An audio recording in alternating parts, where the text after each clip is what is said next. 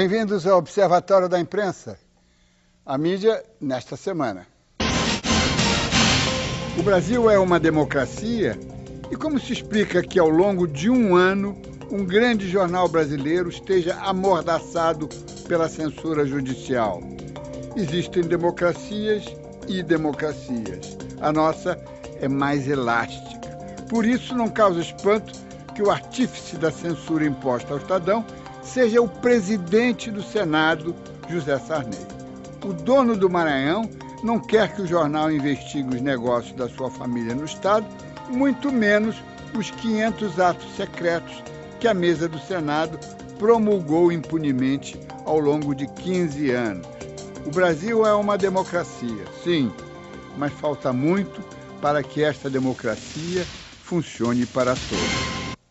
A hora da verdade já está anunciada. Em junho de 2014, a bola vai rolar na abertura da 20ª Copa do Mundo. Mas vai rolar em que estádio? No Maracanã? Em Minas? Brasília? São Paulo? Mas São Paulo sequer tem um estádio. Quando se fala em prazos e datas, é preciso lembrar que 2014 é um marco simbólico. Um ano antes da Copa, em 2013, deveremos ter tudo pronto para a Copa das Confederações. A questão do futebol esportiva é a que menos preocupa, porque em 4 anos não será muito difícil recomeçar da estaca zero e montar um elenco de jogadores de onde sairá a equipe de 23 que vestirá a camisa amarela. Esta Copa será o nosso vestibular para ingressar no seleto clube dos países organizados, disciplinados, competentes, responsáveis.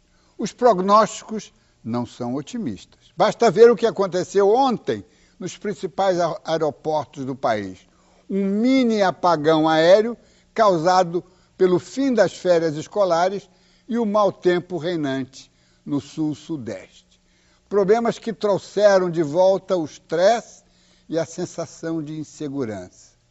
Em junho e julho de 2014, também haverá mau tempo, com agravante de que esperamos 600 mil turistas estrangeiros e 3 milhões de torcedores brasileiros movimentando-se em direção das 12 sedes espalhadas pelos 4 cantos do país.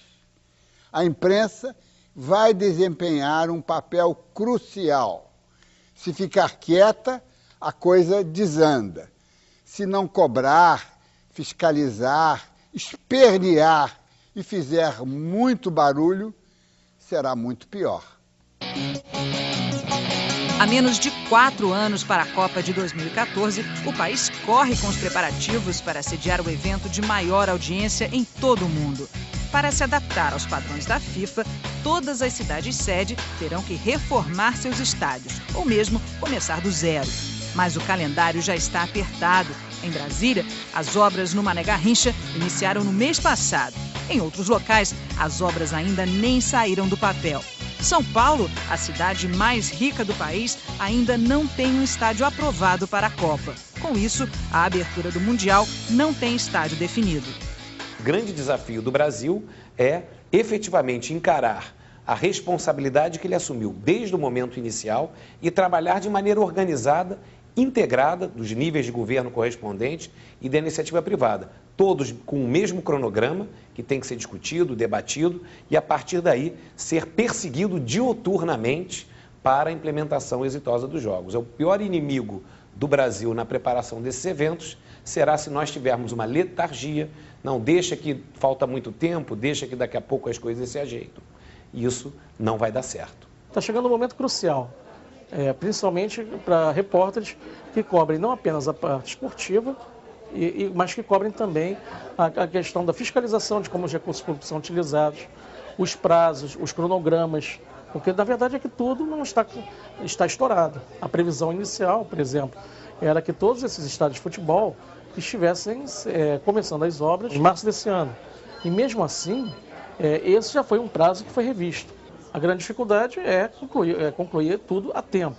conseguir fazer uma boa gestão desses recursos públicos de maneira a evitar que esse atraso acabe causando aumentos mais gastos, mais dispensas de licitações, porque, na verdade, quando a gente está falando em investimento para a Copa do Mundo, tem que lembrar em conta que a medida provisória que o presidente Lula baixou não é só para você possibilitar o aumento de endividamento dos estados e municípios para concluir novos empréstimos, que geralmente são empréstimos públicos também, para estádios de futebol, são para investimentos em transporte, a infraestrutura em torno dos estádios.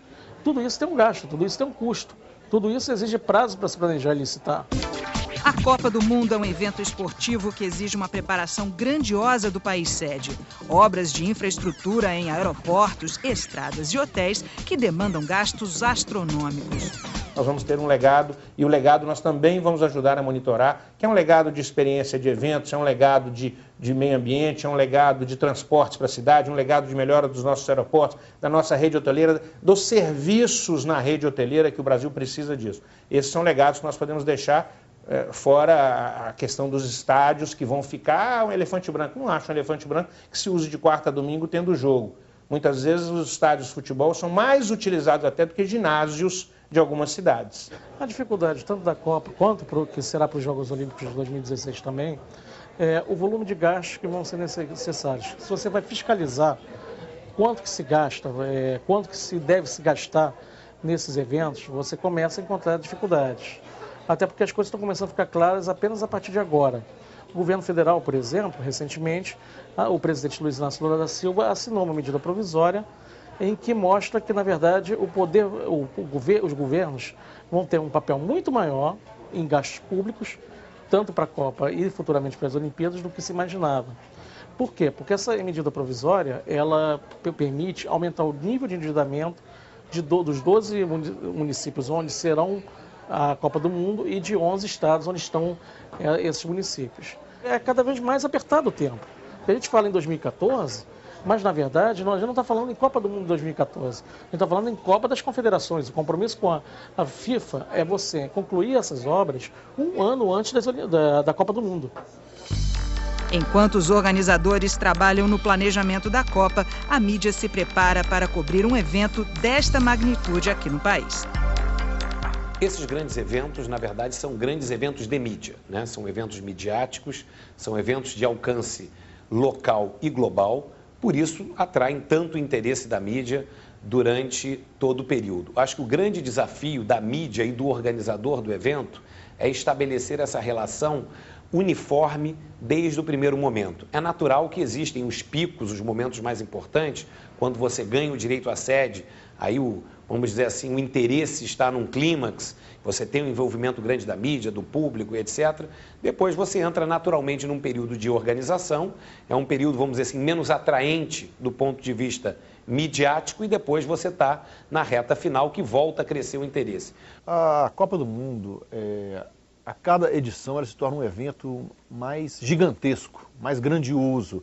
E a dificuldade aumenta na mesma proporção, porque as estrelas do espetáculo são cada vez mais estrelas e o acesso a elas fica cada vez mais restrito. Há horário para tudo, 5 minutos, 10 minutos, há horário para se filmar treino, há horário para não se filmar. Tanto que o Brasil foi até repreendido pela FIFA, porque o Dunga e a comissão técnica dele fecharam totalmente os treinos para a imprensa. Então há horário para tudo, há limite para tudo, há lugar em que você pode pisar, há lugar em que você não pode pisar. Isso vai aumentando, porque cada vez mais jornalistas estão entrando na cobertura de Copa do Mundo, cada vez mais mídias estão ingressando nesse universo jornalístico da Copa do Mundo. Então as dificuldades aumentam a partir do aumento da grandiosidade do evento e do número de pessoas interessadas em acompanhá-lo.